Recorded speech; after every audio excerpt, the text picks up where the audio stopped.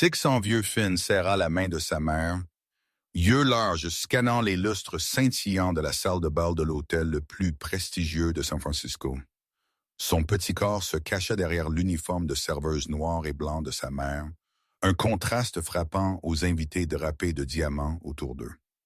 Melody n'avait pas prévu d'amener son fils au travail, mais avec seulement 18 $ à son nom et sa babysitter annulant à la dernière minute, elle n'avait pas eu de choix. « Reste derrière ce rideau, chérie. Ne parle à personne, elle murmura, nichant Finn dans une petite alcôve cachée par des rideaux de velours. Ce que personne ne savait était que ce petit garçon possédait un don extraordinaire, la capacité de comprendre n'importe quelle langue après l'avoir entendue juste une fois. À travers la salle de bal, un homme commandait l'attention sans parler un mot. À 36 ans, Donovan Blackwood était une légende dans le monde souterrain de San Francisco. Ses yeux froids et gris scannèrent la pièce méthodiquement, notant les sorties, les menaces et les dangers. Ce soir était censé être simple, juste une apparition publique. Puis 3 hommes russes en costume chair entrèrent. Finn les remarqua immédiatement. Tout en faisant semblant de dessiner, il les regarda passer de l'anglais au russe chaque fois que personne n'était proche. Leurs lèvres formèrent des mots dangereux. Cible, opportunité, vengeance, le verre près de son assiette. Assurez-vous que c'est celui avec la vodka spéciale. 20 minutes après qu'ils boivent, ça ressemblera à une crise cardiaque. Le cœur de Finn battait la chamade. Ils allaient empoisonner l'homme aux yeux gris. Sa mère s'approcha de la table VIP, portant un plateau en argent. Elle n'avait aucune idée. Le chef-serveur versa la vodka mortelle dans le verre de Donovan, le liquide pétillant comme du cristal sous les lustres. Finn glissa de sa cachette, petites jambes se faufilant à travers robe et costume. Cœur battant, une pensée brûlante dans son esprit. Il devait atteindre sa mère avant que ce verre ne touche les lèvres de l'homme. Avant que les hommes russes ne complètent leur plan mortel contre quelqu'un qui allait bientôt changer leur vie pour toujours. Si vous appréciez cette histoire, frappez j'aime et partagez-la avec un ami. Abonnez-vous et allumez les notifications. Vous ne voudrez pas manquer ce qui arrive ensuite. Finn se précipita vers la table VIP au moment exact où Donovan tendit la main pour son verre. Il n'y avait pas de temps pour penser. Il n'y avait pas de temps pour hésiter. Le garçon 6 ans vieux se jeta droit sur la table, sa petite main poussant fort contre le verre en cristal. La boisson s'envola de la prise de Donovan, arqua à travers l'air en un clin d'œil et se brisa en morceaux sur le sol de marbre. Le son du cristal brisé déchira l'atmosphère polie de la grande salle. La musique s'arrêta, les rires et la conversation s'éteignirent. Toute la pièce, remplie de centaines d'invités d'élite, se tourna comme un seul homme vers la table VIP où un garçon mince se tenait tremblant à côté du chef mafieux, le plus notoire de San Francisco. De la vodka chère se répandit sur le sol, des éclats de cristal scintillant sous les lustres comme des diamants éclatés. Melody se tenait figée de l'autre côté de la table, son plateau d'argent lui glissant presque des mains. Pendant une seule seconde, elle ne pouvait pas croire ce qu'elle voyait. Son fils, l'enfant qu'elle avait averti de rester assis derrière le rideau, se tenait au centre même de la tempête. Elle se précipita en avant, tomba à genoux à côté de Finn, et avec des mains tremblantes le tira en arrière de la table VIP. « Je suis si désolé, monsieur. » Sa voix se coinça dans sa gorge, son visage drainé de couleur par la peur. « Mon fils ne devrait pas être ici. Je paierai pour ça. Je ferai n'importe quoi. S'il vous plaît, ne faites pas. » Elle n'osa pas finir la phrase. Elle savait qui était l'homme devant elle. Tout San Francisco savait. Donovan Blackwood n'était pas un homme qui pardonnait facilement. Dans 3 coins différents de la salle, Igor, Dimitri et Alexis échangèrent des regards paniqués. Le plan qu'ils avaient préparé pendant des mois venait de s'effondrer devant leurs yeux à cause d'un enfant. La boisson spéciale n'était plus qu'une flaque sur le sol. Ils devaient partir immédiatement, mais ils n'osaient pas bouger. Toute action maintenant attirerait l'attention. Donovan ne dit pas un mot. Ses yeux froids et gris balayèrent la scène, prenant chaque détail avec la précision d'un prédateur. Le garçon tremblait, mais il ne pleurait pas. La mère, pâle comme la mort, essayait de protéger son enfant avec son propre corps, et 3 hommes dans 3 coins de la pièce, des hommes qu'il avait reconnus au moment où ils étaient entrés, essayaient beaucoup trop fort d'avoir l'air normal. Finn tira la main de sa mère, la tirant vers le bas. Il parla d'une voix basse, tremblante, mais chaque mot sortit clair. Ils ont mis du poison dans son verre. 3 hommes parlant russe. Je les ai entendus parler. 20 minutes après qu'ils le boivent, il mourra. Ça ressemblera à une crise cardiaque. Melody sentit le sang dans son corps se transformer en glace. Elle voulait serrer une main sur la bouche de son fils. Elle voulait dire à tout le monde que c'était seulement l'imagination d'un enfant 6 ans vieux, mais elle n'eut pas le temps de faire quoi que ce soit parce que Donovan Blackwood l'avait entendu. Il avait entendu chaque mot. Donovan se pencha en avant, ses yeux gris fixés sur le visage du garçon. Ce n'était pas le regard d'un adulte considérant un enfant avec indulgence ou irritation. C'était le regard fixe de quelqu'un qui avait survécu pendant des décennies dans le monde souterrain, où faire confiance à la mauvaise personne une fois pouvait être la dernière erreur que vous ayez jamais faite. Il cherchait, cherchant un mensonge, cherchant la peur, cherchant la marque de manipulation. Finn tint son regard. Le garçon ne cligna pas. Il ne broncha pas. Il n'y avait rien dans ses yeux verts sauf la vérité. La vérité d'un enfant qui ne savait pas encore comment mentir. La vérité d'un enfant qui voulait seulement empêcher quelque chose de terrible d'arriver. 3 secondes passèrent, 5 secondes, 10 secondes. La grande salle resta complètement silencieuse, attendant que le chef mafieux réponde. Puis Donovan se rassit. Un petit geste, presque trop subtil pour être remarqué. Son doigt tapa la table 2 fois. De derrière lui, un homme grand au visage vide s'avança. Kane, le garde du corps le plus loyal de Donovan, l'homme qui avait été à ses côtés pendant 15 ans. Donovan ne tourna pas sa tête. Sa voix était profonde et basse, seulement assez forte pour que Kane entende.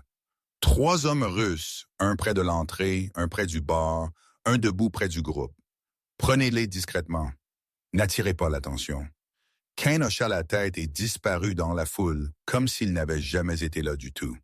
Donovan se tourna de nouveau vers Melody et Finn. Ses yeux étaient toujours froids, mais quelque chose avait changé, un scintillement que la plupart des gens n'auraient pas remarqué.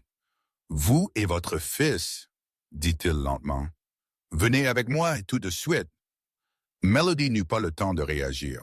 Avant qu'elle ne puisse dire quoi que ce soit, Donovan s'était déjà levé et avait commencé à marcher, s'attendant clairement à ce qu'il le suive.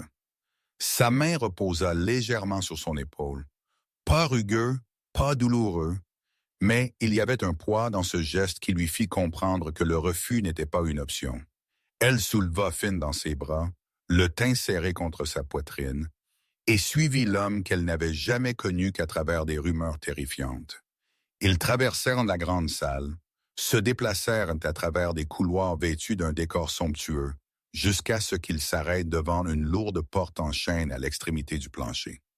Donovan l'ouvrit et s'écarta, leur faisant signe d'entrer. La pièce privée était spacieuse et opulente, avec des canapés en cuir crème et une douce lumière dorée, mais Melody ne pouvait rien en assimiler. Elle sentit seulement comme si elle était entrée dans l'antre d'une bête sauvage, et la porte se fermant derrière elle sonnait comme un couvercle de cercueil. Donovan s'assit dans la chaise en face d'elle et de l'enfant, une jambe croisée sur l'autre, mains reposant sur les accoudoirs avec une aisance qui suggérait que c'était la conversation la plus ordinaire du monde. Mais ses yeux gris étaient tout sauf faciles. Ils étaient perçants, concentrés, et ils ne quittèrent pas Finn ne serait-ce qu'une seconde. Le garçon s'assit sur les genoux de sa mère, les 2 mains serrées autour de l'ourlet de la blouse de Melody. Mais il ne pleura pas. Il rencontra le regard de Donovan avec l'étrange fermeté d'un enfant qui avait vu trop de ce qu'il n'aurait jamais dû voir. « Le garçon, » commença Donovan, sa voix profonde et sans hâte. « Vous avez dit que vous avez entendu ces hommes parler russe. Comment avez-vous compris le russe? » Melody coupa aussitôt. sa voix tremblante même en essayant de paraître calme. Mon fils a une imagination vive. Il est seulement un enfant 6 ans vieux. S'il vous plaît, ne faites pas. Je n'imagine pas. Finn l'interrompit, sa petite voix résonnant à travers la pièce silencieuse. Melody le regarda, son cœur se serrant. Elle avait essayé de cacher ce secret pendant 2 ans, depuis qu'elle avait réalisé que Finn avait une capacité qu'aucun enfant ordinaire ne possédait. Elle avait eu peur. Peur que les gens pensent que son fils était un monstre. Peur qu'ils veuillent l'étudier comme un rat de laboratoire. Peur que quelqu'un l'exploite. Mais maintenant, le secret lui échappait. Je comprends toutes les langues, continua Finn, ses yeux fixés sur Donovan. Je ne sais pas pourquoi, mais je comprends. Quand quelqu'un parle, peu importe la langue, je comprends. Donovan resta silencieux pendant longtemps, puis il leva un sourcil, le scepticisme évident sur son visage. Il ouvrit sa bouche et prononça une phrase en italien. Sa livraison si douce qu'elle aurait pu être sa langue maternelle. Finn n'hésita pas. « Vous m'avez demandé si je sais ce que vous dites, » répondit le garçon. Le souffle de Melody se coupa. Elle ne connaissait pas l'italien. Elle ne pouvait pas confirmer si son fils avait raison ou tort, mais elle vit l'expression de Donovan changer, un scintillement s'allumant dans ses yeux froids et gris. Il dit une autre phrase, cette fois en espagnol. « Vous avez dit que si je mens, vous saurez. » Finn traduisit. Donovan inclina sa tête puis prononça une troisième phrase. Cette fois, la langue sonnait plus étrange, pleine de sons gutturaux que Melody n'avait jamais entendus auparavant. « Vous avez demandé ce que j'aime manger le plus, » dit Finn, et le garçon fit un léger sourire.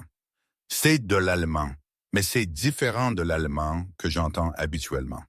Ça sonne comme la façon dont les gens parlent dans les montagnes. » Donovan se redressa, ses yeux s'écarquillant juste légèrement. Un dialecte bavarois. Il l'avait choisi délibérément, un dialecte régional assez rare pour que même les germanophones formellement entraînés puissent avoir du mal à le reconnaître. Et ce 6 ans vieux non seulement compris, il le reconnut comme un discours régional. À ce moment, la porte s'ouvrit et Cain entra. Le garde du corps le plus loyal de Donovan portait une expression plus sévère que d'habitude. Il se pencha et murmura à l'oreille de Donovan, mais Melody entendit encore chaque mot dans le silence de la pièce. La bouteille de vodka a été testée. Elle contient de la tétrodotoxine, une neurotoxine du poisson-globe, cause un arrêt cardiaque en 15 à 20 minutes. Pas de couleur, pas d'odeur. Si vous l'aviez bu, nous n'aurions pas eu le temps de faire quoi que ce soit. Melody sentit comme si quelqu'un l'avait frappé dans l'estomac. Poison. Vrai poison. Son fils avait dit la vérité. Donovan hocha la tête vers Cain puis regarda de nouveau Finn. Son expression avait complètement changé. Le doute était parti. La froide évaluation mesurée était partie. À sa place était quelque chose que Melody n'aurait jamais pensé voir sur le visage d'un chef mafieux. « Respect, le garçon, » dit Donovan lentement, sa voix plus douce qu'avant. « Tu as juste sauvé ma vie. » Finn ne répondit pas, serra seulement sa prise sur la main de sa mère. Donovan se tourna vers Cain. « Ces 3 hommes, je veux savoir qui ils sont, pour qui ils travaillent, pourquoi ils me veulent énorme, et le plus important, il marqua une pause, ses yeux passant vers Finn, pourquoi ils ont choisi ce soir pour agir. Cain quitta la pièce et revint en moins de 20 minutes. Mais pour Melody, cette étendue de temps semblait un siècle entier. Elle s'assit sur le canapé en cuir, tenant Finn serré dans ses bras, osant à peine bouger. Donovan resta en face d'eux, ses yeux gris passant de temps en temps vers la porte, mais la plupart du temps, il fixa l'espace vide devant lui avec la concentration méditative d'un homme réarrangeant des pièces à l'intérieur de son propre esprit. Quand Cain revint, l'air dans la pièce devint immédiatement plus lourd. Le garde du corps loyal portait une tablette, l'écran rempli d'images et de données. Melody ne pouvait pas lire d'où elle était assise. Les 3 hommes, Cain commença, sa voix plate comme quelqu'un lisant un rapport. Igor Petrov, Dimitri Knetsov et Alex Vulov. Tous trois sont des agents seniors sous Victor Vulov. La mâchoire de Donovan se serra au son de ce nom. Volkov, le nom coupa dans sa mémoire comme une lame. Victor Volkov. Comme un homme, le chef mafieux russe qui avait passé plus d'une décennie à étendre sa portée de Moscou en Europe et qui étendait maintenant ses bras de pieuvre vers la côte ouest des États-Unis, San Francisco. Le territoire que Donovan avait construit et défendu pendant 15 ans était le prix riche que Volkov convoitait. Volkov veut vous faire retirer pour qu'il puisse prendre le territoire. Kane continua, glissant à travers les images sur l'écran. Ce n'est pas la première fois qu'il a utilisé une méthode comme celle-ci. Au cours des 2 dernières années, au moins 3 de ses rivaux en Europe sont morts subitement dans des circonstances similaires. Crise cardiaque, accidents vasculaires cérébraux, accidents de voiture, tous propres, aucune trace laissée derrière. Vulov n'aime pas la guerre ouverte. Il préfère effacer ses ennemis discrètement. Melody écouta, un frisson se répandant le long de sa colonne vertébrale. Elle ne comprenait pas ce monde, ces chefs mafieux et leur guerre territoriale. Elle était seulement une serveuse avec 18 $ dans sa poche, mais elle comprenait le mot martyr. Elle a compris que son fils venait de tomber au centre d'une guerre dont il ne savait même pas qu'elle existait. Juste alors, le téléphone de Cain vibra. Il jeta un coup d'œil à l'écran et le porta à son oreille. L'appel dura moins d'1 minute, mais quand Cain baissa le téléphone, son visage était devenu pâle, comme s'il venait de voir un fantôme. « Nous avons un problème », dit Cain, sa voix plus tendue qu'elle ne l'avait été à aucun moment auparavant. Un des 3, Alex, s'est échappé avant que notre équipe puisse le sécuriser. Il a disparu environ 10 minutes avant que nous réalisions. Donovan se leva d'un bond, les yeux gris clignotant de danger. 10 minutes. 10 minutes était assez de temps pour faire un appel, assez pour envoyer un message, assez pour rapporter à Moscou que le plan avait échoué et que quelqu'un avait interféré. « Alex Vulov », murmura Donovan. « Lié à Victor, neveu », Cain confirma, le fils de sa sœur. « S'il y a quelqu'un que Victor fait entièrement confiance, c'est Alex. » Donovan arpenta la pièce, ses pas lourds sur l'épais tapis. Quand il s'arrêta, il se tourna pour regarder Melody et Finn avec une expression qu'elle n'avait jamais vue sur lui auparavant.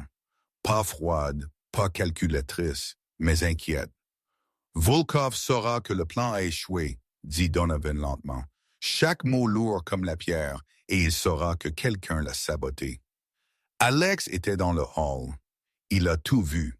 Il a vu le garçon se précipiter et faire tomber le verre. Il a vu le garçon me parler. Il marqua une pause, son regard se posant sur Finn. L'enfant le regarda en retour, les yeux verts grands ouverts, mais pas effrayés. « Volkov est le genre d'homme qui ne laisse jamais une menace inachevée, » continua Donovan. « Il voudra savoir comment un enfant si envieux a ruiné son plan parfait. Et quand il saura, quand il comprendra, le garçon peut entendre et comprendre toutes les langues. » Il ne finit pas la phrase, mais Melody comprit quand même.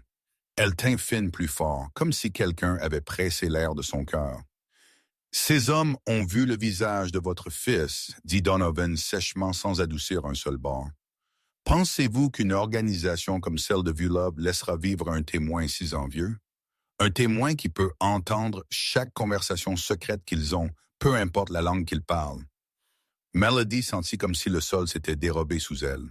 Son fils, l'enfant innocent qu'elle avait essayé de protéger pendant 6 ans, l'enfant qu'elle avait tout sacrifié pour élever, venait de devenir une cible de l'une des organisations criminelles les plus dangereuses du monde.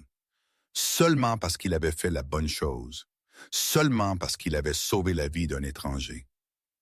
Que sommes-nous supposés faire? Sa voix trembla et des larmes commencèrent à couler sur ses joues.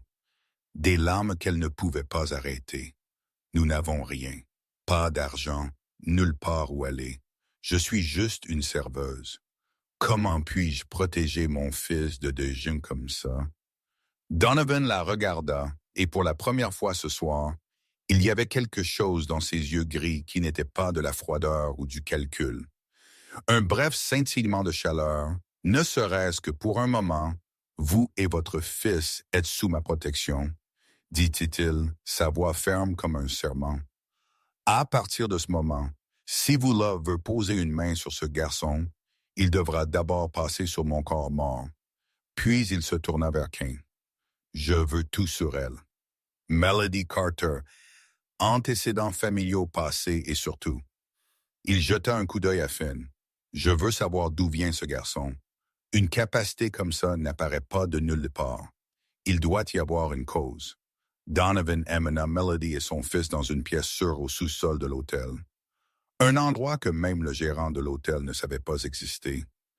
La pièce était équipée comme un petit bunker avec des moniteurs de caméras de sécurité, un système de communication séparé et une épaisse porte en acier qui pouvait résister même à une bombe. C'était là où Donovan se cachait en cas d'urgence. Et ce soir se devint un refuge temporaire pour une serveuse et son garçon 6 ans vieux. Finn s'était endormi sur le canapé, épuisé après une nuit de bouleversement. Melody s'assit à côté de lui, lissant doucement les boucles brunes sur sa tête, tandis que ses yeux continuaient à suivre Donovan et Kane alors qu'ils chuchotaient dans le coin. Elle savait qu'il parlait d'elle, de son fils, d'un futur qu'elle ne pouvait pas contrôler. Kane revint avec un ordinateur portable, l'écran rempli d'informations qu'il avait recueillies en un temps record. Donovan fit signe à Melody de s'approcher et elle quitta à contre-cœur son fils, marchant vers eux avec son cœur battant dans sa poitrine. Melody Carter Kane commença à lire, sa voix égale comme une machine. 27 ans, né et élevé à Oakland, pas de casier judiciaire. Fini le lycée, mais n'est pas allé à l'université pour des raisons financières. A fait la serveuse dans divers restaurants pendant les 10 dernières années. Actuellement employé à l'Hôtel Fairmont depuis 2 ans. Il marqua une pause, jeta un coup d'œil à Melody, puis continua. Veuve Marie Derek Carter est mort il y a 3 ans dans un accident de la route. Melody sentit comme si quelqu'un avait frotté du sel dans une vieille blessure. 3 ans s'étaient écoulés, pourtant la douleur semblait encore fraîche, comme si c'était arrivé hier. Donovan fronça les sourcils, les yeux gris fixés sur l'écran. Quelque chose de suspect à propos de l'accident. Pas d'enquête approfondie, répondit Kane. La conclusion officielle était perte de contrôle due à l'endormissement. Le véhicule est tombé d'une falaise sur l'autoroute 1. Le corps a été retrouvé 2 jours plus tard. Affaire classée, pas de suspicion. Il marqua une pause et Melody vit quelque chose changer dans les yeux du garde du corps. Un éclat dangereux. Mais il y a quelque chose d'intéressant. Kane continua. Derek Carter travaillait comme comptable pour McKeough Trading, une société d'import-export basée à San Francisco. Il y a travaillé 7 ans jusqu'à sa mort. Donovan se redressa, sa mâchoire se serrant. McKeough Trading, je connais ce nom. Oui, Kane hocha la tête. McKeough Trading est une société écran pour l'organisation Vulov. Il l'utilise pour blanchir de l'argent et déplacer des marchandises illégales de la Russie aux États-Unis. Derek Carter n'était pas juste un comptable ordinaire. Il gérait les livres financiers pour l'une des branches les plus importantes de l'Empire Vulov. Un lourd silence s'installa sur la pièce. Melody sentit comme si le sol s'inclinait sous ses pieds. Derek, son mari, l'homme qu'elle avait aimé, à qui elle avait fait confiance, avec qui elle avait bâti une famille. Il travaillait pour des tueurs. Donovan se tourna vers elle, les yeux gris lisant chaque expression sur son visage comme si c'était un livre ouvert. « Votre mari travaillait pour Vulov? Je ne savais pas. » Melody secoua sa tête, sa voix se coupant. « Je jure que je ne savais pas. » Derek a dit qu'il était comptable pour une entreprise normale d'import-export. Il allait travailler chaque matin, rentrait à la maison chaque soir. Il ne parlait jamais beaucoup du travail. Je pensais que c'était juste parce que la comptabilité était ennuyeuse. Je n'ai jamais pensé, elle ne put finir la phrase. Donovan la regarda pendant un long moment, puis sa voix s'adoucit légèrement. Parlez-moi de lui. Avant qu'il ne meure, quelque chose d'inhabituel. Melody ferma les yeux, des souvenirs douloureux revenant comme une inondation. des souvenirs qu'elle avait essayé d'enterrer pendant 3 ans. Derek changea environ 6 mois avant sa mort. Elle commença, sa voix tremblante. Il devint anxieux, nerveux, chaque fois qu'il y avait un bruit étrange. Il commença à rentrer tard sans expliquer. Il vérifiait son téléphone constamment comme s'il attendait quelque chose. Certaines nuits, il ne dormait pas. Il s'asseyait juste et regardait par la fenêtre dans le noir. Elle ouvrit ses yeux, des larmes glissant déjà sur ses joues. Je lui ai demandé ce qui n'allait pas, mais il a seulement dit que c'était la pression du travail. Je l'ai cru, je l'ai toujours cru. Melody marqua une pause, prit une profonde inspiration pour se stabiliser. Une nuit, environ 2 semaines avant sa mort, Derek me tint si fort que je pouvais à peine respirer. Il dit, « Si quelque chose m'arrive, protège Finn à tout prix. Promets-moi. » Je lui ai demandé ce qu'il voulait dire, mais il n'expliqua pas.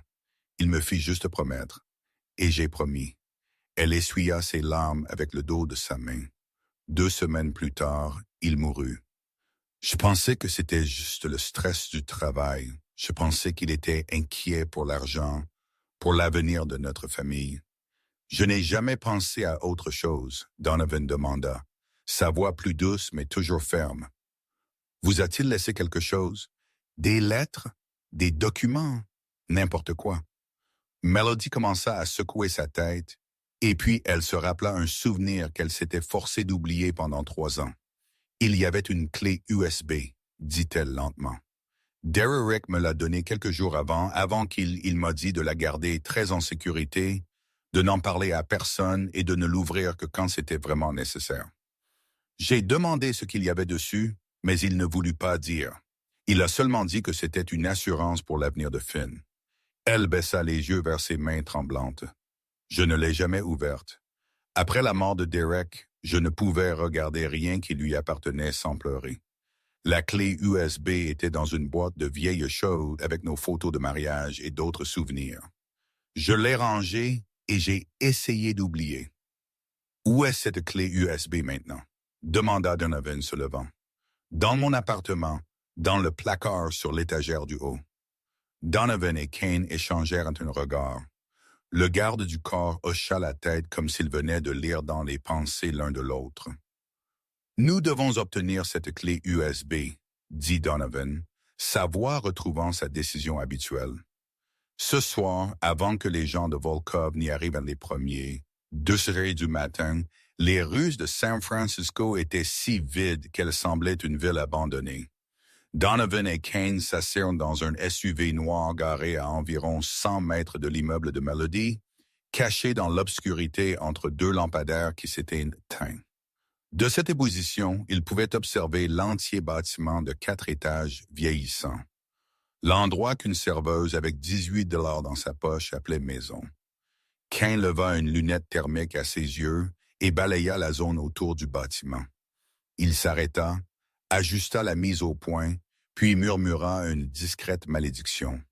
Il y a 2 hommes qui surveillent l'entrée principale, Kane rapporta, sa voix basse et tendue. Un assis dans une berline noire garée de l'autre côté de la rue. Un debout dans l'allée près des poubelles. Les 2 ont des armes cachées sous leurs manteaux. Les hommes de Volkov. Ils sont arrivés ici avant nous. Donovan ne fut pas surpris. Il avait su que Volkov bougerait vite, mais il ne s'était pas attendu à si vite. Alexei a dû faire l'appel au moment où il s'est échappé de l'hôtel, et la machine de Volkov s'était mise au travail aussitôt. Dans ce monde, l'information voyageait à la vitesse de la lumière, et le retard pouvait signifier la mort. L'escalier de secours, dit Donovan, ses yeux scannant l'arrière du bâtiment, la fenêtre de la chambre. Melody a dit que l'appartement est au 4e étage à l'arrière. Ils quittèrent le véhicule en silence, se déplaçant comme des ombres à travers l'allée sombre derrière le bâtiment. L'escalier de secours en fer rouillé exigeait du soin, chaque pas mesuré pour qu'il ne les trahisse pas. Donovan grimpa le premier, Kane derrière lui, tous 2 se déplaçant avec la coordination fluide d'hommes qui avaient travaillé ensemble à travers des dizaines de missions dangereuses. 4e étage. La fenêtre de la chambre de Melody était juste devant eux, un fin rideau flottant dans le vent nocturne. Donovan le testa avec une douce poussée, Au fameux « Ah, non, non, tout ici » et la fenêtre s'ouvrit sans un bruit. Melody n'avait jamais imaginé qu'elle devait verrouiller une fenêtre du 4e étage, où elle n'avait pas su que dans le monde où elle venait d'entrer, nulle part n'était sûr. Donovan se glissa le premier, ses pieds atterrissant sur le vieux plancher en bois de la petite chambre, et il resta immobile. L'appartement avait été saccagé. Pas une recherche ordinaire, mais le genre de recherche faite par des gens désespérés de trouver quelque chose. Le matelas avait été ouvert, le rembourrage blanc se répandant comme de la neige. Les tiroirs de la commode avaient été arrachés et jetés à travers le sol. Des vêtements gisaient partout. Des livres avaient été déchirés et jetés de côté. Même des sections des planches de plancher montraient des signes d'avoir été soulevées. Kane grimpa après Donovan et s'arrêta aussi quand il vit la scène. Il se déplaça rapidement à travers l'appartement, confirmant que personne n'était à l'intérieur, puis revint pour rapporter dans un chuchotement. Le signe suggère qu'ils étaient ici il y a environ 4 à 5 heures. Kane dit probablement juste après qu'Alexis ait rapporté que le plan avait échoué. Ils ont cherché minutieusement, mais il semble qu'ils n'ont pas trouvé ce qu'ils voulaient. S'ils l'avaient fait, ils n'auraient pas posté d'homme dehors. Donovan hocha la tête, son esprit traitant à une vitesse furieuse. Volkov savait que Derek Carter avait quelque chose d'important.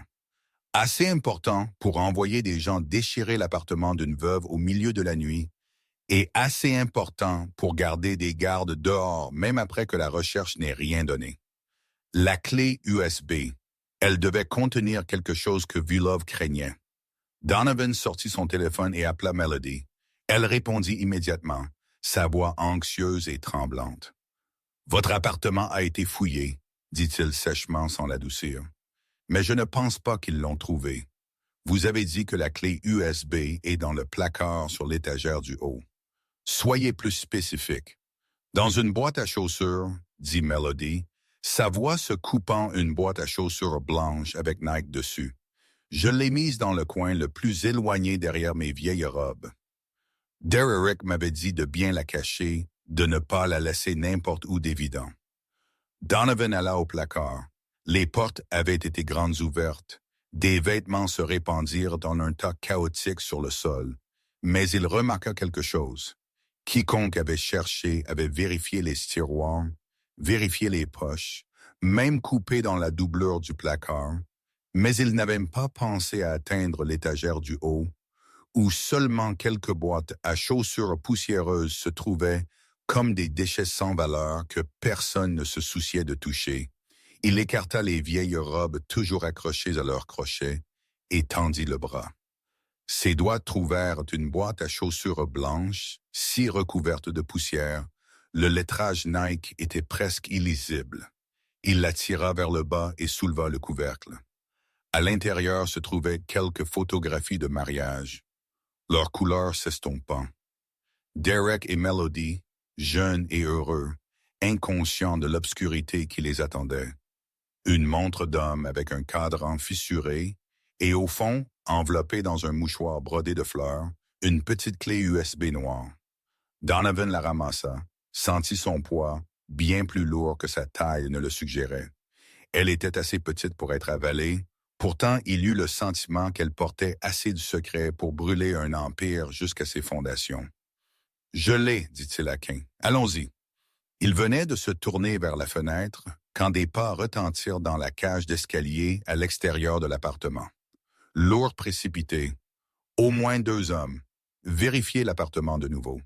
Une voix masculine basse dit en russe, assez fort pour que Donovan entende à travers la mince porte.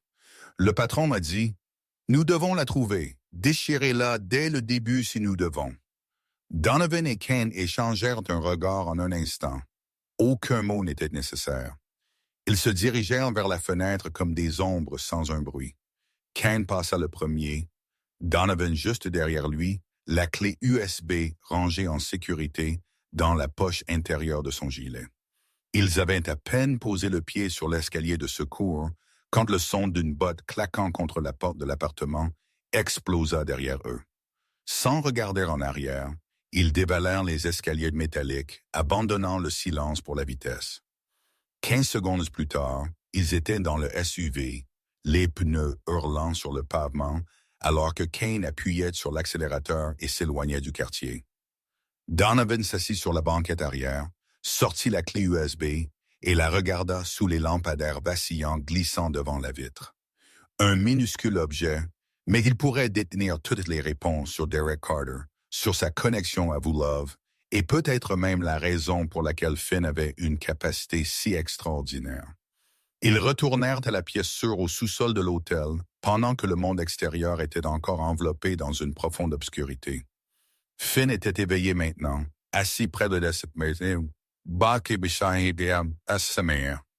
ses yeux verts anxieux alors qu'il continuait à dériver vers la porte. Quand Donovan entra, le garçon laissa échapper un soupir de soulagement, comme si un poids écrasant s'était finalement levé de sa petite poitrine. Melody se leva, son regard fixé sur la main de Donovan, où il tenait la petite clé USB noire. Elle ne finit pas sa voix se coupant. Donovan hocha la tête. Il se déplaça vers le établi dans le coin où un ordinateur portable spécialement crypté se trouvait.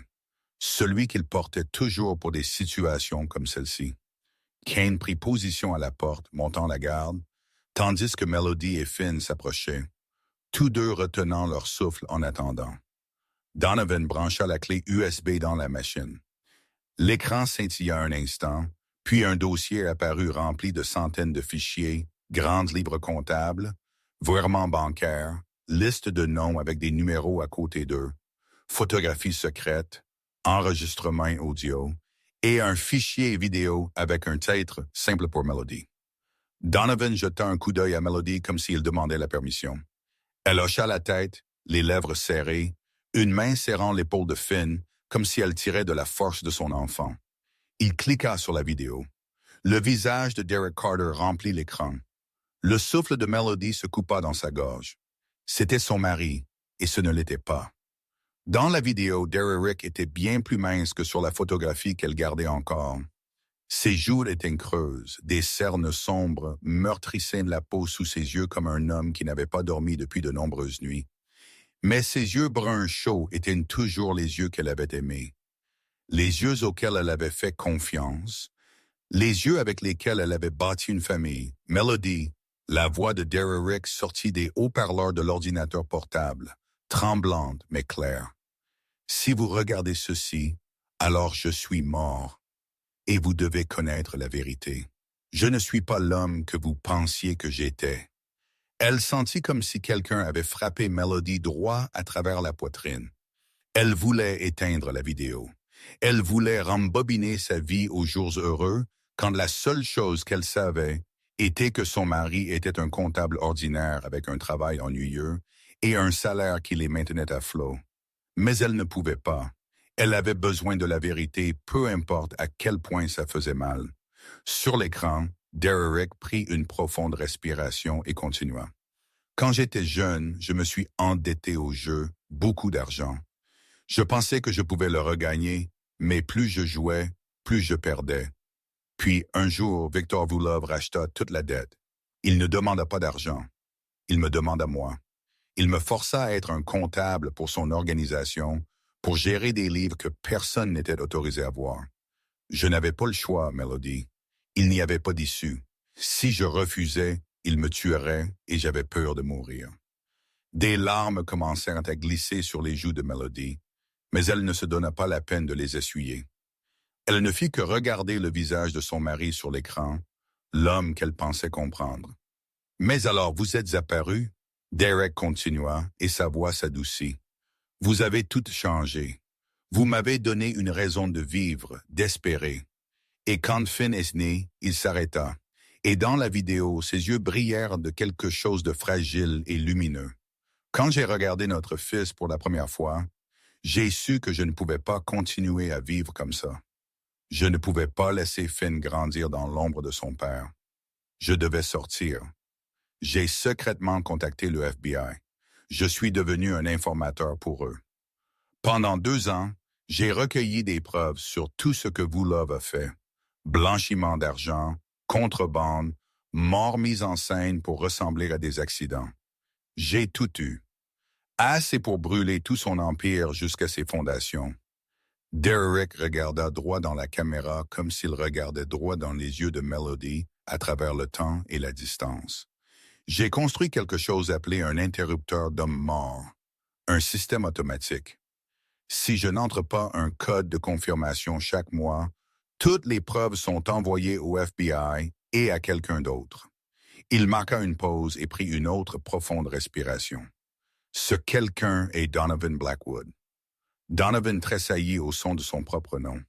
Il fixa l'écran, sa mâchoire se serrant. Je sais que Blackwood et Volkov sont des ennemis jurés, Derek expliqua. Ils se sont battus pour le territoire pendant des années. Si je meurs, Blackwood recevra cette preuve. Et je crois qu'il l'utilisera non pas parce qu'il est un homme bon, mais parce qu'il veut détruire Volkov. Et peut-être, Derek hésita, peut-être qu'il vous protégera, vous et Finn. Parce que vous et Finn serez des témoins, preuves vivantes. Blackwood aura besoin de vous deux. La vidéo se termina. L'écran se figea sur le visage de Derek, les yeux bruns fixés en avant, avec l'épuisement et le désespoir d'un homme qui avait su que sa mort arrivait. Melody pleura, non pas le pleur silencieux et prudent qu'elle avait essayé d'avaler pendant 3 ans, mais un sanglot brisé et tremblant qui éclata comme si quelqu'un avait déchiré une vieille blessure et y avait versé du sel. Elle pleura parce qu'elle avait perdu son mari une seconde fois. La première fois, elle avait perdu son corps. Cette fois, elle avait perdu l'homme qu'elle pensait connaître. Finn enroula ses bras autour d'elle, ses yeux verts devenant rouges, aussi. Papa l'a fait parce qu'il nous aimait. N'est-ce pas, maman? Le garçon demanda, sa voix tremblante. Il voulait nous protéger. Donovan resta très immobile, regardant ce qui se passait devant lui. Pour la première fois depuis de nombreuses années, il sentit quelque chose bouger à l'intérieur de sa poitrine, un sentiment qu'il avait cru mort il y a longtemps. « Votre mari était un homme courageux, dit-il, sa voix plus basse que d'habitude. Il a prévu de protéger sa famille même après qu'il soit parti. Peu de gens peuvent faire ça. » Melody leva son visage vers Donovan à travers un flou de larmes. L'interrupteur d'homme mort.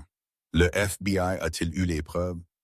Donovan se retourna vers l'ordinateur portable et vérifia les fichiers. Il trouva le journal système et ce qu'il vit fit serrer sa mâchoire fortement. Les preuves ont été envoyées, dit-il lentement. Il y a 3 ans, juste après la mort de Derek. Alors pourquoi le FBI n'a-t-il pas agi? Ken demanda depuis l'embrasure de la porte, sa voix bordée de suspicion. Donovan resta silencieux pendant un long moment, son esprit traversant toutes les possibilités jusqu'à ce que seule une réponse ait du sens. « Il y a une taupe au FBI, dit-il, sa voix froide comme la glace. Quelqu'un a intercepté les preuves. Quelqu'un travaillant pour Volkov. » Juste alors, le téléphone de Donovan vibra. Un message d'une source confidentielle qu'il avait cultivée pendant de nombreuses années. Il le lut et son visage devint pâle. Volkov sait pour le garçon. L'ordre de tuer a été émis. Toutes les forces couraient. Donovan se leva, fourra le téléphone dans sa poche. « Faites vos valises, dit-il, ne laissant aucune place à l'hésitation. Nous partons d'ici dans 10 minutes.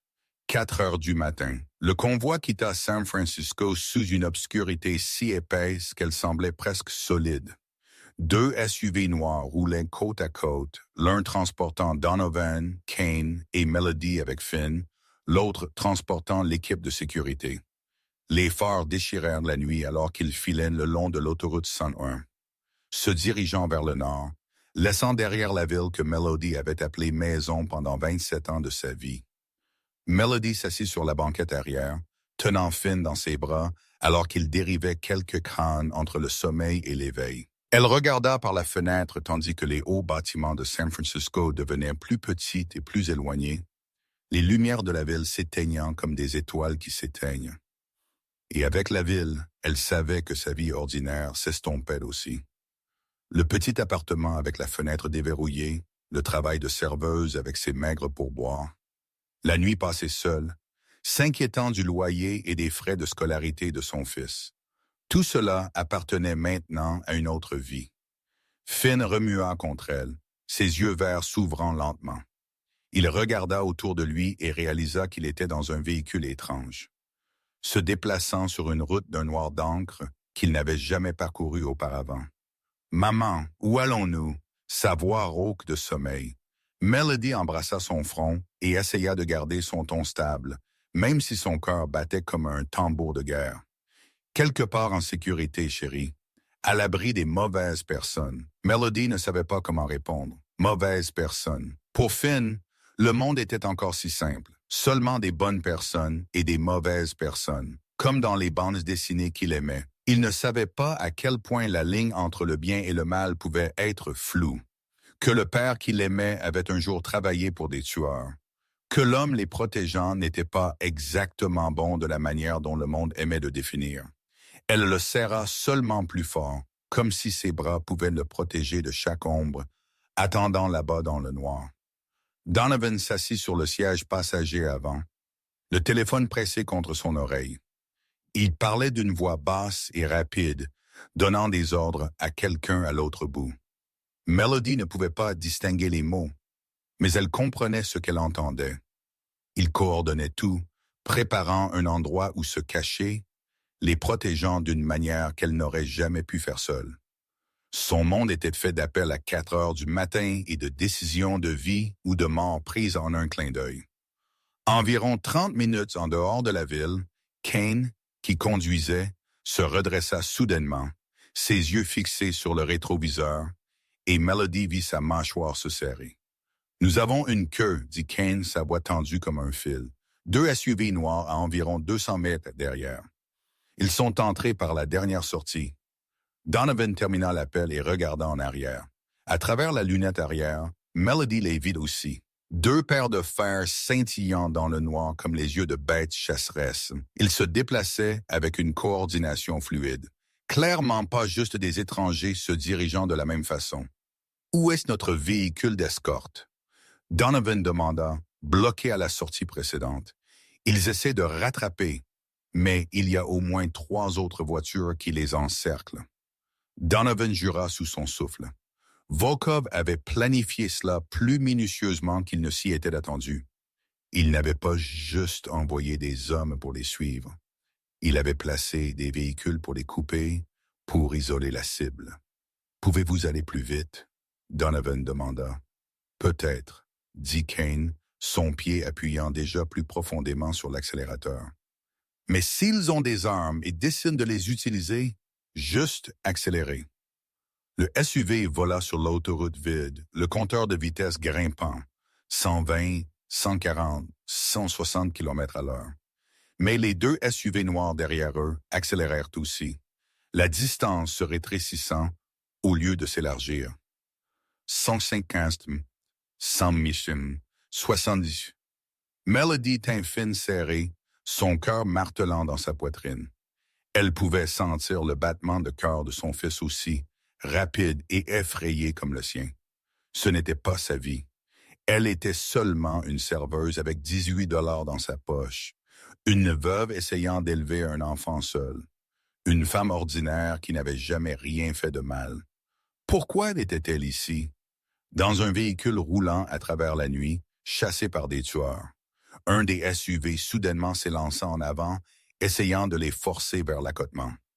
Wayne donna un coup sec au volant vers la gauche, la voiture faisant une queue de poisson violemment. Melody aurait été jetée de son siège si la ceinture ne l'avait pas retenue. Elle enroula son corps autour de Finn, un instinct maternel plus fort que la peur. « Accrochez-vous !» Kane cria alors que le SUV hostile essayait de les serrer de nouveau. Cette fois, Kane n'esquiva pas. Il dirigea droit dans le côté de l'autre véhicule. Métal hurlant sur métal. Le SUV hostile vacilla et perdit le contrôle pour un battement de cœur, juste assez longtemps pour que Kane appuie sur l'accélérateur et prenne de l'avance. Mais le deuxième SUV se rapprochait déjà par derrière. Melody se tordit pour regarder en arrière et attrapa le visage du conducteur dans l'éblouissement des phares, froid et inexpressif, comme si chasser une mère et un garçon 6 ans vieux était juste un autre travail comme n'importe quel autre. Elle savait qu'il ne s'arrêterait pas. Il ne s'arrêterait pas avant Finn. Elle ne pouvait pas se laisser finir la pensée. Maman. La voix de Finn coupa soudainement à travers sa spirale. Il était assis droit maintenant, les yeux verts grands ouverts, sa tête légèrement inclinée comme s'il écoutait quelque chose que personne d'autre ne pouvait entendre. « Maman, Monsieur Donovan !» Finn cria, sa voix assez perçante pour couper à travers la tension. Il se pencha en avant, pointant le tableau de bord du SUV, où le scanner radio émettait un crépitement statique bas et rythmique. Donovan jeta un coup d'œil à l'affichage.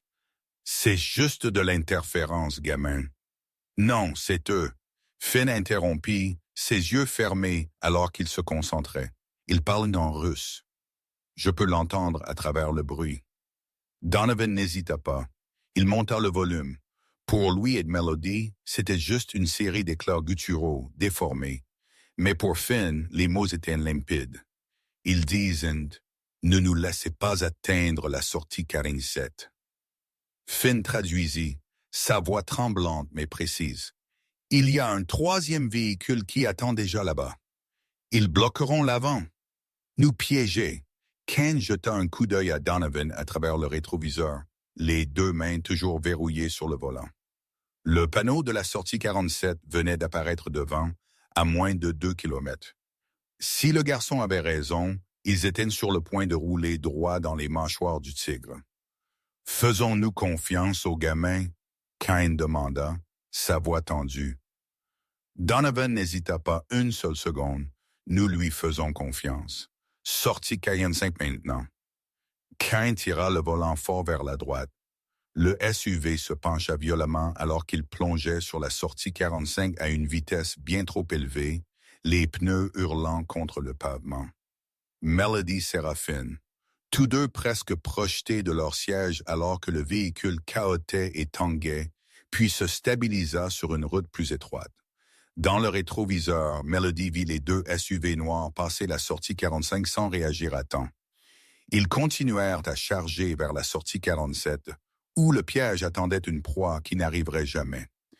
Leurs feux de freinage s'allumèrent quand ils réalisèrent qu'ils avaient perdu la cible. Mais il était trop tard pour faire demi-tour. Ken ne ralentit pas. Il les fit passer par des rues latérales, changeant constamment de direction, à gauche, puis à droite, traversant des quartiers calmes, encore enfouis dans le sommeil.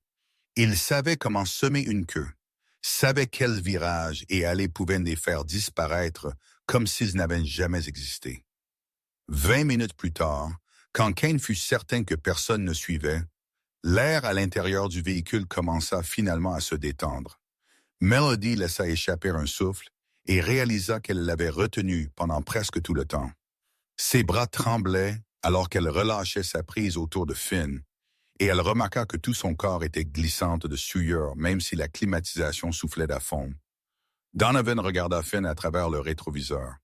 Le garçon tremblait encore, sa petite main serrée autour de l'ourlet des vêtements de sa mère.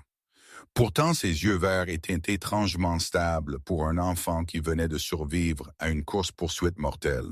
« C'est la deuxième fois que tu as sauvé nos vies, » dit Donovan, sa voix basse, portant quelque chose de différent maintenant. Vrai respect pour le 6 ans vieux sur la banquette arrière. Finn ne répondit pas.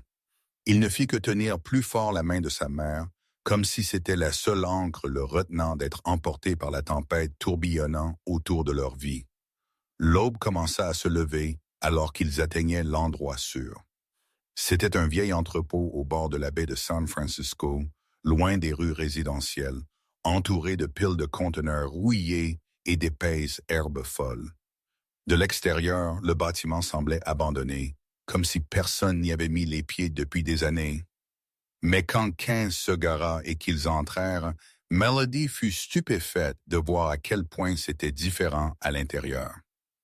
Un système de sécurité moderne avec des caméras surveillant chaque angle.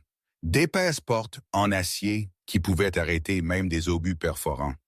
Un espace de vie entièrement équipé de lits, une cuisine fonctionnelle et assez de nourriture pour durer des semaines. Ce n'était pas une cachette temporaire.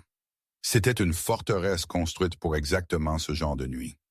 Melody porta Finn à l'intérieur, ses jambes tremblant si fort qu'elle pouvait à peine marcher.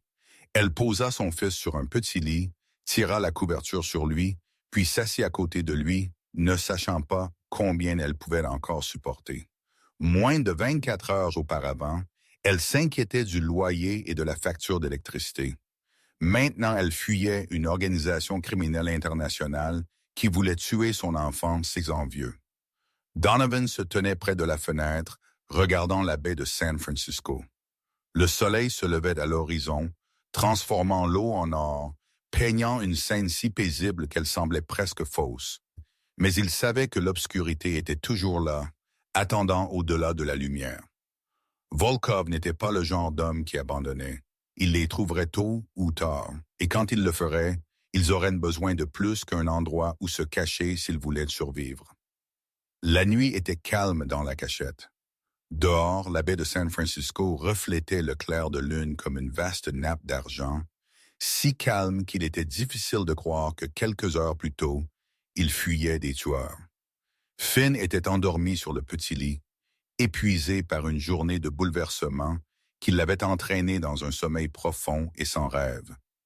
Melody s'assit à côté de lui, lissant doucement les boucles brunes de ses cheveux, étudiant le visage paisible qu'il portait au repos. À ce moment, Finn ressemblait à n'importe quel autre enfant 6 ans vieux, avec des joues rondes et une respiration régulière. Pas un témoin d'un complot de meurtre. Pas un enfant avec un don extraordinaire. Pas la cible d'un ordre de tuer de la mafia russe. Juste son fils, l'enfant qu'elle aimait plus que sa propre vie. Des pas doux retentirent derrière elle, et Melody se tourna pour voir Donovan entrer. Il portait une tasse de thé chaud et la posa sur la table à côté d'elle sans un mot. La vapeur montait avec une légère odeur herbacée, un petit acte d'attention qu'elle n'aurait jamais attendu d'un chef mafieux. « Vous devriez vous reposer », dit Donovan, sa voix plus douce que d'habitude. Peut-être pour ne pas réveiller Finn. « Je ne peux pas dormir », Melody répondit, tendant la main vers à la tasse et sentant la chaleur se répandre à travers sa paume glacée. Elle le regarda, et la question qui avait été piégée dans son esprit se libéra enfin. « Et vous?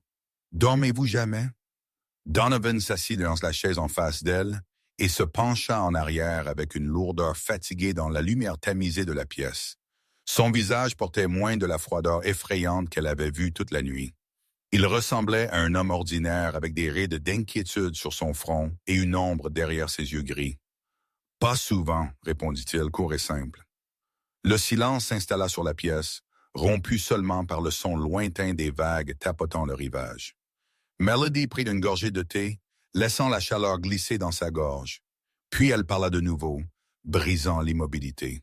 « Pourquoi nous aidez-vous? Vraiment, pourquoi? » Elle rencontra les yeux de Donovan sans détourner le regard. « Finn vous a sauvés. Oui, mais vous auriez pu nous donner de l'argent et nous laisser nous en occuper. Nous envoyer loin. Oubliez de nous. Pourquoi nous protégez-vous personnellement comme ça? » Donovan fut silencieux pendant un long moment. Des yeux gris se tournèrent vers la fenêtre où le clair de lune se déversait. Quand il répondit enfin, sa voix était profonde et lointaine, comme s'il parlait plus à lui-même qu'à elle. « Parce que je sais ce que ça fait de n'avoir personne pour vous protéger. » Melody fut surprise. Ce n'était pas la réponse qu'elle attendait du chef mafieux le plus puissant de San Francisco. « Mon père était dans la vie, » Donovan continua, regardant toujours la fenêtre. « Il fut tué quand j'avais 10 ans. Un coup entre gangs. Rien d'inhabituel dans ce monde. Mais après la mort de mon père, ma mère, personne ne l'a protégée. Les ennemis de mon père la menacèrent. Prirent tout ce qu'elle avait. Elle mourut 2 ans plus tard, pas d'une maladie ou d'un accident, mais parce qu'elle n'avait plus de raison de vivre. » Melody sentit son cœur se serrer. « Je suis désolé, » dit-elle doucement. « Ne. » Donovan se tourna de nouveau vers elle, et maintenant ses yeux gris portaient le bordure familier. « C'est pourquoi je suis debout ici aujourd'hui. Personne ne m'a protégé quand j'en avais besoin. Alors j'ai dû me protéger moi-même. J'ai dû devenir assez fort pour que personne n'ose me toucher. Et puis je protège d'autres personnes. Des gens qui ne peuvent pas se protéger eux-mêmes. Il marqua une pause, comme s'il pesait s'il fallait continuer. Je ne suis pas un homme bon, Melody. J'ai fait des choses que vous ne voudriez pas savoir. Des choses qui, si vous les saviez, vous ne me regarderiez jamais de la manière dont vous me regardez en ce moment. Mais j'ai des règles. Je ne touche pas aux femmes et aux enfants. Je ne trahis pas les gens qui m'ont fait confiance et je n'abandonne pas les gens qui ont besoin de protection. Melody le regarda, vraiment regarda, pour la première fois sans le voile de la peur ou du préjugé. Elle vit un homme portant des cicatrices, pas si différentes des siennes. Je pensais que Derek était sûr, dit-elle, sa voix lourde d'une profonde tristesse. Stable, fiable, le genre d'homme avec qui je pouvais bâtir une vie sans m'inquiéter. Il s'avère vraiment le connaissait du tout. Elle fit un sourire amer qui n'atteignit pas ses yeux. Peut-être que personne ne connaît vraiment personne. Peut-être. Donovan acquiesça. Un moment de silence passa entre eux. Pas l'amour, pas la romance que les contes de fées promettaient, mais une compréhension entre deux personnes qui portaient toutes deux des cicatrices, qui avaient toutes deux perdu quelque chose, qui essayaient toutes deux de survivre dans un monde qui n'arrêtait jamais d'essayer de les abattre.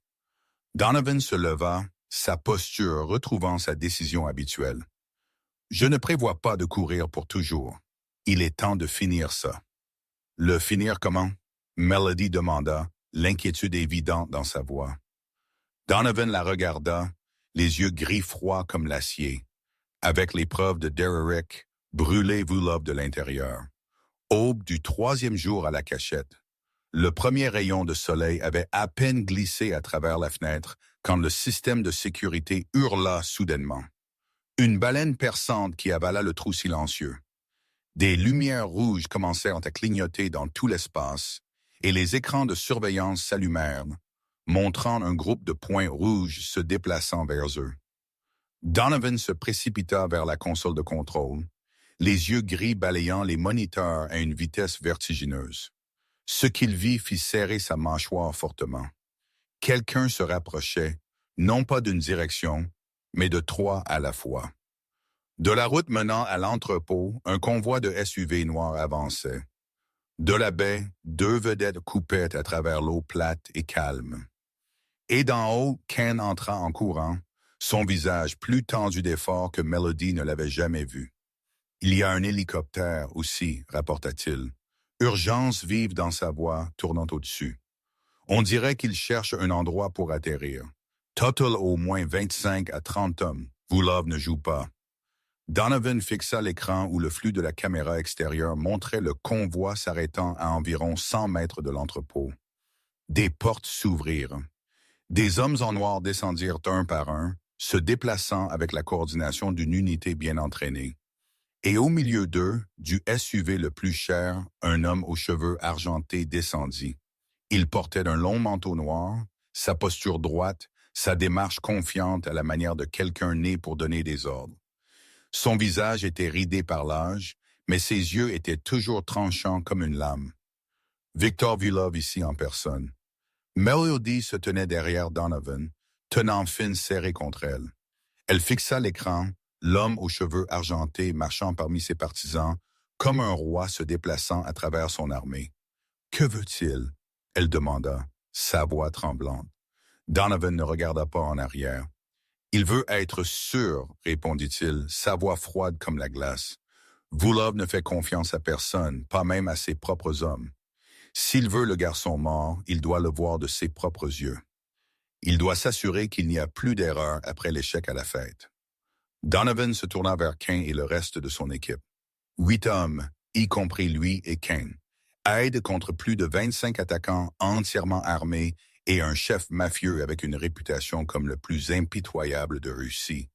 Ils ne pouvaient pas gagner un combat direct. « Nous avons besoin de temps, » dit Donovan, les yeux gris durs, son esprit se déplaçant à une vitesse impitoyable.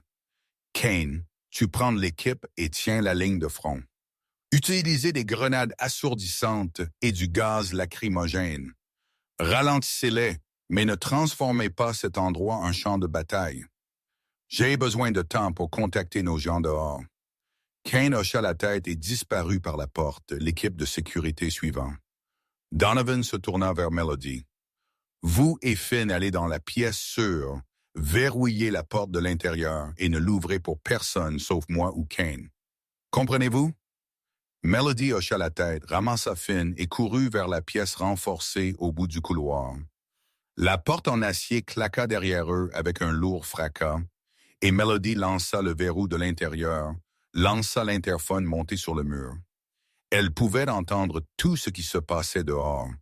Des pas lourds, des ordres criés en russe, puis une explosion violente, le craquement d'une grenade flash, suivi de cris paniqués, le sifflement de gaz lacrymogène, le son d'hommes toussant et s'étouffant, le bruit sourd d'impact alors que quelqu'un était poussé au sol.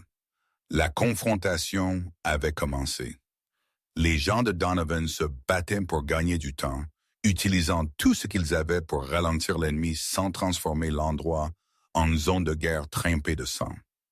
Mais Melody savait qu'il ne pouvait pas tenir longtemps. Aide contre plus de 25. C'était une perte dès le début.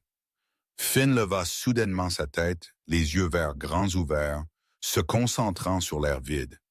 Il inclina sa tête sur le côté, ce geste familier que Melody avait vu tant de fois au cours des 2 derniers jours. « Maman », il murmura, l'urgence se faufilant à travers sa petite voix.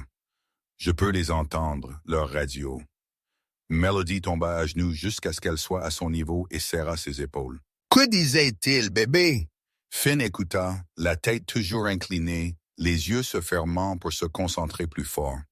Puis son visage se vida lentement de couleur, comme si quelqu'un avait tiré le sang-droit hors de lui. Ils disent qu'ils ont appelé la police locale. Ils ont quelqu'un dans le département de police. Dans 15 minutes, la police arrivera. Il ouvrit ses yeux et regarda sa mère avec peur. Ils ont dit que la police arrêtera M. Donovan, mais ne les arrêtera pas. Ils ont dit que la police nous remettra à eux. Melody resta immobile. La police, les gens qui étaient supposés protéger les citoyens, les gens à qui elle avait été enseignée depuis l'enfance de faire confiance quand le danger arrivait. Ils étaient du côté de l'ennemi. Ils avaient été achetés. Volkov n'avait pas juste de l'argent et des armes. Il avait le bras de la loi dans sa poche. Nulle part n'était sûr. Il n'y avait personne à appeler. Ils étaient complètement seuls. Finn serra plus fort sa prise sur la main de sa mère, les yeux verts s'éclairant d'une détermination qu'aucun 6 ans vieux ne devrait jamais avoir apportée. « Maman, je dois dire à M. Donovan. » Melody ouvrit la porte de la pièce sûre et Finn sortit comme une balle. Petites jambes sprintant à travers le couloir chaotique pour trouver Donovan. Il le repéra derrière une barrière de fortune.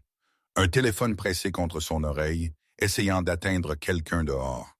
Finn courut et tira fort sur l'ourlet du manteau de Donovan, le forçant à se baisser. « Monsieur Donovan », le garçon cria, son urgence si vive. Donovan raccrocha instantanément et lui donna toute son attention. « La police arrive, mais ils travaillent pour vous, love. 15 minutes et ils seront là. Ils vous arrêteront, vous, pour arrêter ces hommes. » Donovan regarda droit dans les yeux du garçon, son esprit traitant à une vitesse vertigineuse. Police corrompue. 15 minutes. Dehors, les hommes de Volkov perçaient lentement ses minces défenses. À l'intérieur, un enfant 6 ans vieux venait de révéler que même les forces de l'ordre ne pouvaient pas être dignes de confiance. Ils ne pouvaient pas courir. Ils étaient entourés de 3 directions. Ils ne pouvaient pas gagner. 8 contre plus de 25. Ils ne pouvaient pas se rendre. Volkov tuerait Finn sur le champ. Ils ne pouvaient pas attendre la police. Ils avaient été achetés. Cela laissait un choix. Un mouvement imprudent que Donovan n'avait jamais imaginé qu'il ferait. Mais pour ce garçon, pour la mère tremblante derrière lui, il était prêt. Kane, le téléphone. Kane lança le téléphone satellite à Donovan sans demander pourquoi. Donovan l'attrapa et ses doigts volèrent sur un numéro qu'il connaissait par cœur, mais qu'il n'avait jamais utilisé. Une ligne directe du FBI. Un numéro que très peu de gens dans le monde souterrain savaient même exister et encore moins oseraient t'appeler. C'est Donovan Blackwood, dit-il au moment où quelqu'un répondit, sa voix rapide, claire et sans un soupçon d'hésitation. J'ai des preuves sur l'organisation de Victor Vulov. Blanchiment d'argent international, meurtre systématique et le plus important, police corrompue de San Francisco travaillant pour lui. J'ai besoin d'une équipe tactique à cette adresse immédiatement. Il récita l'adresse de l'entrepôt avec précision, puis continua. Si vous n'arrivez pas ici dans les 15 minutes, moi et 2 témoins clés seront morts et vous perdrez votre seule chance de faire tomber Vulov une fois pour toutes. Il termina l'appel sans attendre de réponse. Melody se tenait derrière lui, les yeux grands ouverts, incapable de croire ce qu'elle venait d'entendre. Donovan Blackwood, le notoire chef mafieux de San Francisco, venait d'appeler le FBI. Il venait de se livrer à l'agence qu'il avait passé toute sa vie à éviter. Viendront-ils? Elle demanda, l'espoir et le doute mêlés dans sa voix. Le FBI attend cette opportunité depuis des années, Donovan répondit, ses yeux toujours sur les écrans de sécurité où les hommes de Volkov se rapprochaient. Ils veulent Vulov plus qu'ils ne me veulent moi. Ils viendront, et ils le firent. Pas en les 15 minutes, Donovan avait demandé. En 12, le tonnerre des moteurs des hélicoptères déchira le ciel avant que quiconque ne comprenne pleinement ce qui se passait. 5 hélicoptères du FBI apparurent à l'horizon, volant bas et vite comme d'énormes frélons. Ils encerclèrent les zones en quelques secondes et des haut-parleurs hurlèrent des ordres à tout le monde de lâcher leurs armes et de se mettre au sol. En même temps, de la baie, des patrouilleurs du FBI arrivèrent à une vitesse effrayante, coupant la route de retraite des hommes de Vulov. Des équipes tactiques affluèrent des eaux de l'air et de la mer, vêtues d'armures noires, portant des armes lourdes, se déplaçant avec la coordination sans faille d'une machine de guerre. La force était si écrasante que les hommes de Volkov et les hommes de Donovan n'eurent d'autre choix que de baisser leurs armes. En 5 minutes, c'était fini. Victor Volkov fut menotté et poussé dans un véhicule du FBI, son visage gris de rage et d'incrédulité. Le chef mafieux russe le plus puissant avait été pris comme un criminel ordinaire juste devant ses propres soldats. Mais Donovan fut menotté aussi. 2 agents du FBI intervinrent, placèrent leurs mains sur ses épaules et calmement mais fermement lui passèrent les menottes au poignet derrière son dos. « Monsieur Blackwood, vous devrez venir avec nous, » dit l'un d'eux. Melody regarda, son cœur se serrant. Donovan, l'homme qui les avait sauvés, les avait protégés, avait risqué sa vie pour eux, était maintenant menotté comme un criminel. Elle voulait courir vers lui. Voulait crier qu'ils arrêtaient le mauvais homme, mais elle savait que c'était inutile. Aux yeux de la loi, Donovan Blackwood était un criminel. Et quoi qu'il ait fait pour eux ne changeait pas cela. Une femme sortie de l'hélicoptère de tête, sa démarche confiante et autoritaire. Elle avait environ 40 ans, les cheveux bruns tirés proprement en arrière, portant un costume noir avec un badge du FBI sur sa poitrine. Ses yeux perçants balayèrent la scène, s'arrêtèrent sur Donovan, puis se dirigèrent vers Melody et Finn.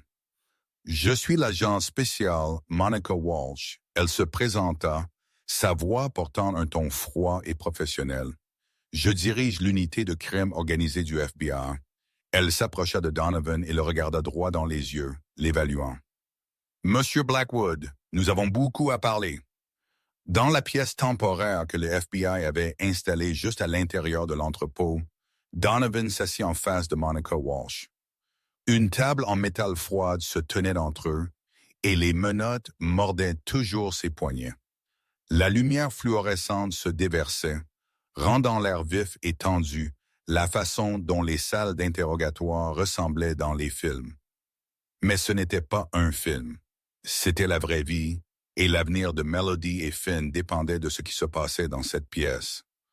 Walsh ouvrit un épais dossier placé devant elle, des pages remplies d'informations sur Donovan Blackwood, sur l'empire qu'il avait bâti, sur les crimes que le FBI suivait depuis des années. « Vous savez que je peux vous mettre de côté avec ce que nous avons déjà, » dit Walsh, sa voix calme mais lourde de la force de la loi. Blanchiment d'argent, extorsion, menace. Nous avons assez pour vous donner au moins 20 ans. Donovan n'avait pas l'air inquiet. Il s'assit droit, les yeux gris, tenant le regard de Walsh avec le calme d'un homme qui avait calculé chaque mouvement à l'avance. Vous savez aussi ce que je vous permettra de briser non seulement vous, Love, mais au moins 3 autres organisations majeures sur la côte ouest. Je sais qui travaille pour qui. Je sais où l'argent court. Je connais des secrets que vous avez chassés toute votre carrière. Walsh inclina sa tête, des yeux perçants mesurant l'homme devant elle. Que voulez-vous?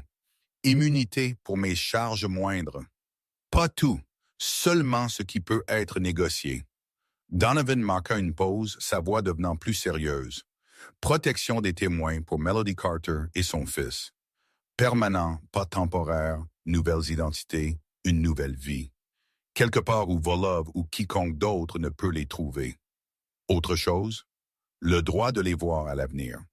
Quand les choses se calmeront, quand ce sera sûr. Walsh croisa ses bras. C'est une grande demande, Monsieur Blackwood. Une très grande demande. J'ai quelque chose à échanger, Donovan répondit. Quelque chose que vous voudrez entendre. Puis il lui raconta Derek Carter à propos de l'interrupteur d'homme mort que le brave comptable avait construit avant de mourir. À propos des preuves qui avaient été envoyées au FBI 3 ans plus tôt, juste après la mort de Derek dans l'accident mis en scène, et à propos de pourquoi le FBI n'avait jamais agi. Il y a une taupe au FBI, dit Donovan, sa voix froide comme la glace. Quelqu'un a intercepté les preuves de Derek. Quelqu'un prenant l'argent de Volkov à l'intérieur de votre propre organisation. Walsh ne parla pas pendant un long moment. Son visage ne montrait rien, mais Donovan pouvait voir le calcul dans ses yeux, la pesée des possibilités. Puis elle sortit son téléphone, appela quelqu'un et ordonna une vérification. 10 minutes plus tard, un autre agent entra et murmura quelque chose à l'oreille de Walsh. Le visage de Walsh devint pâle pendant un battement de cœur avant de retrouver son calme professionnel.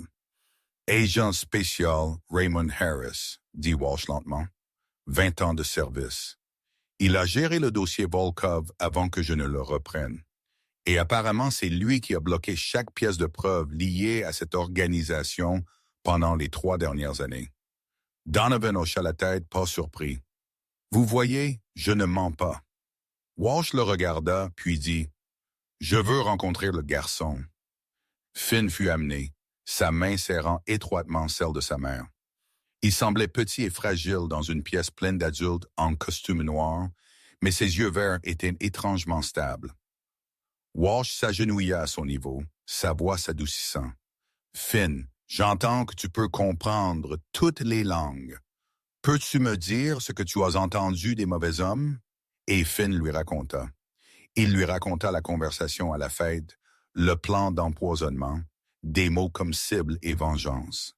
Il lui raconta la course-poursuite sur l'autoroute, le piège à la sortie 47. Il lui raconta l'attaque ce matin-là, la police corrompue, chaque ordre qu'il avait entendu à la radio, des détails étonnants, une précision qui força Walsh à continuer d'écrire sans s'arrêter. Qui a donné les ordres? Qui les a exécutés? Même des morceaux de dialogue que personne n'aurait cru que quiconque pouvait comprendre. Capacité extraordinaire, Walsh murmura quand Finn eut fini. Elle se leva et regarda Donovan avec une expression qui n'était pas la même qu'avant. L'hostilité des forces de l'ordre face à un criminel était partie. À sa place était un respect réticent. « Accord accepté », Walsh dit. « Enlevez ces menottes. » Les menottes tombèrent sur le sol avec un cliquetis métallique. Donovan frotta ses poignets, puis se leva et sortit là où Melody et Finn attendaient. Melody le regarda, ne sachant que dire. Cet homme, ce chef mafieux, cet étranger dangereux qu'elle avait rencontré il y a moins de 3 jours, avait sacrifié sa liberté pour la protéger elle et son enfant. « Pourquoi ?» elle demanda, sa voix épaisse d'émotion. « Vous auriez pu courir. Vous auriez pu nous laisser derrière. Pourquoi avez-vous fait tout ça? » Donovan la regarda et pour la première fois, Le gris froid dans ses yeux s'adoucit d'une manière rare. Parce que le garçon a sauvé ma vie, et parce qu'il marqua une pause comme s'il cherchait les bons mots. Parce que quelqu'un doit protéger les gens qui ne peuvent pas se protéger eux-mêmes. Finn s'avança devant Donovan et leva les yeux vers lui avec des yeux verts clairs. « Monsieur Donovan, êtes-vous un mauvais homme? » Une question d'un 6 ans vieux, simple mais plus profonde que tout ce qui avait jamais été demandé à Donovan. Il s'agenouilla à la hauteur de Finn et regarda droit dans les yeux verts, attendant une réponse. « J'ai fait de mauvaises choses, dit Donovan honnêtement. Mais j'essaie de faire ce qui est juste. » Il marqua une pause. « Comprenez-vous? » Finn hocha la tête lentement. « Comme mon papa, le garçon dit, sa voix petite mais certaine. Papa a fait de mauvaises choses aussi, mais il a essayé de faire ce qui est juste pour me protéger, moi et maman. » Melody pleura, des larmes glissèrent sur ses joues. Mais cette fois, elles n'étaient pas pour le chagrin et elles n'étaient pas pour la peur. Elles étaient pour quelque chose de plus chaud, quelque chose qu'elle avait cru avoir perdu il y a longtemps. Espoir. 3 mois plus tard, Melody et Finn eurent une nouvelle vie dans une petite ville côtière tranquille en Californie du Nord. Un nouveau nom, une nouvelle identité, une nouvelle vie, une petite maison avec une clôture blanche et un jardin de fleurs devant. Rien comme l'appartement étroit du 4e étage où ils vivaient avant. Chaque matin, Melody se réveillait au bruit lointain des vagues de l'océan, au lieu des klaxons de voitures et des voisins criant à travers des murs minces. Elle avait un nouveau travail dans une boulangerie locale où elle apprit à faire du pain et des pâtisseries, au lieu de porter des plateaux jusqu'à 2 heures du matin. La propriétaire était une femme gentille et âgée qui ne demanda jamais rien sur le passé de Melody, se souciait seulement que Melody ait des mains capables et un sourire chaleureux pour les clients. Finn alla à une nouvelle école où personne ne savait qu'il était un témoin de quoi que ce soit du tout. Il se fit des amis avec d'autres enfants ordinaires, joua au football les après-midi et fit ses devoirs la nuit. Sa capacité spéciale était toujours là, mais maintenant ce n'était qu'un petit secret entre mère et fils, plus un fardeau ou un danger. Un soir, alors qu'il dînait, les informations à la télévision rapportèrent le plus grand cas de crime organisé de l'histoire du FBI.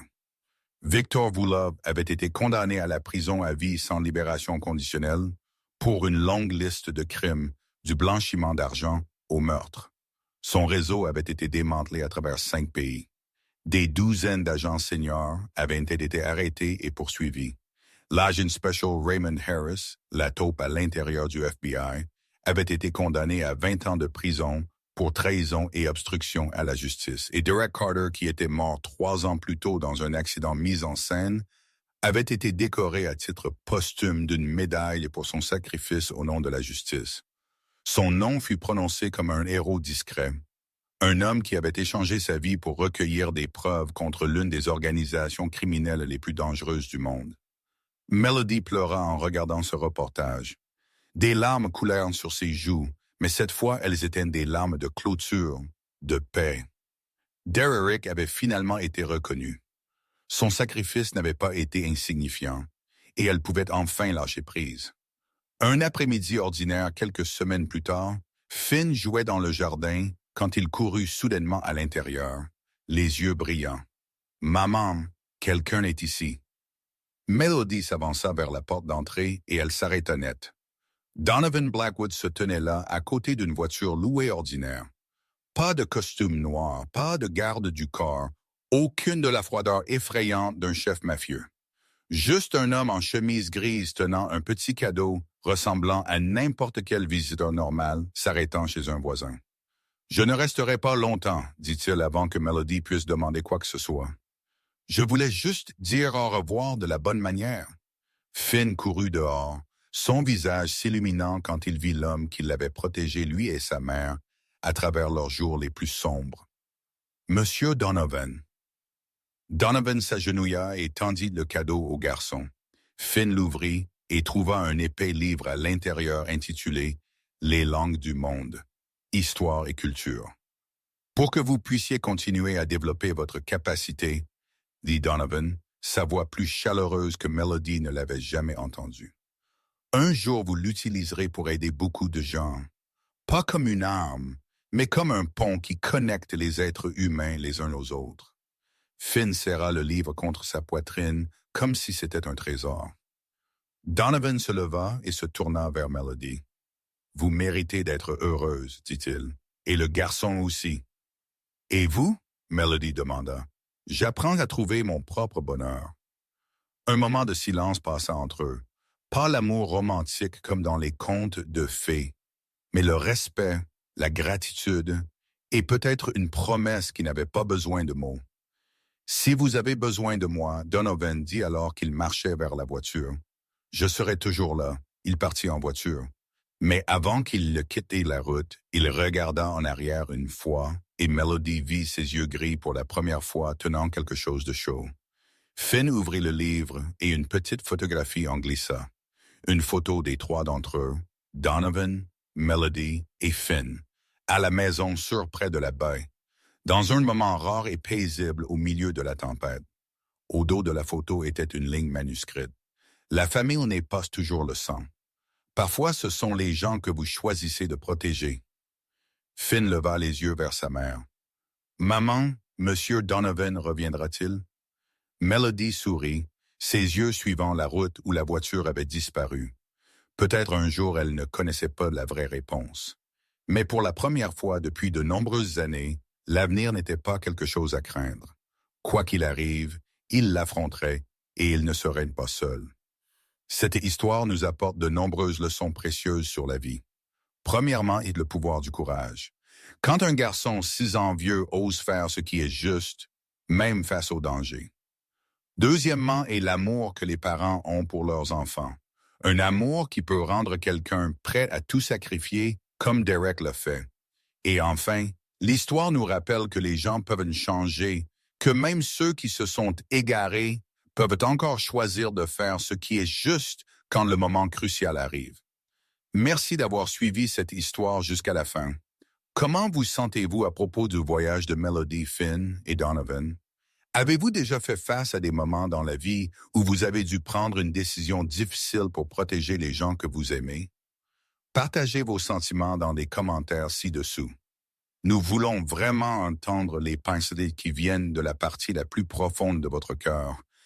Si vous avez apprécié cette histoire, s'il vous plaît, frappez le bouton j'aime et partagez la vidéo avec ceux que vous connaissez qui aiment les histoires émotionnelles et dramatiques. N'oubliez pas de vous abonner à la chaîne et d'allumer les notifications pour ne pas manquer nos histoires captivantes chaque jour de nous.